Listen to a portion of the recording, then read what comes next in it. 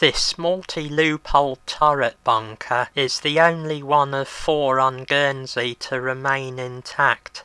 The other 3 bunkers were blown apart when they used dynamite to remove the turrets for scrap metal after the war in the late 1940s. This turret measures 9 foot 4 inches across and the steel is 10 inches thick.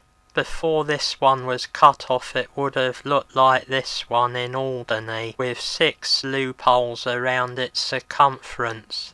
Inside it would have looked like this, with a ladder going up to a steel floor and continuing with a second ladder up to the 2 hatches in the turret floor. The turret would have had 2 machine guns. The most commonly used was the MG-34 machine gun. Fixed to the inside would have been panels of white asbestos-type material, possibly for sound deadening.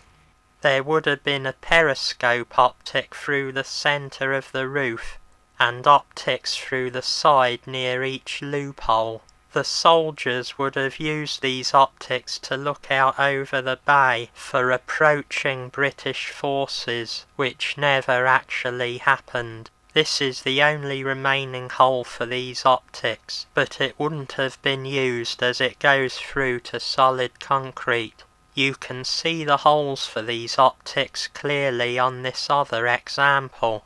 The big brackets at the back of the turret were used to seal up the loopholes to stop enemy fire entering the turret. There would have been one of these on each of the 6 loopholes, and they measure about 34 inches by 16 inches and more than 2 inches thick.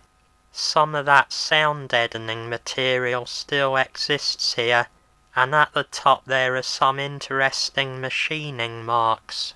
When the turret was cut off for scrap in the late 1940s with a gas torch, they left blow marks which are clearly visible through the 10-inch thick steel.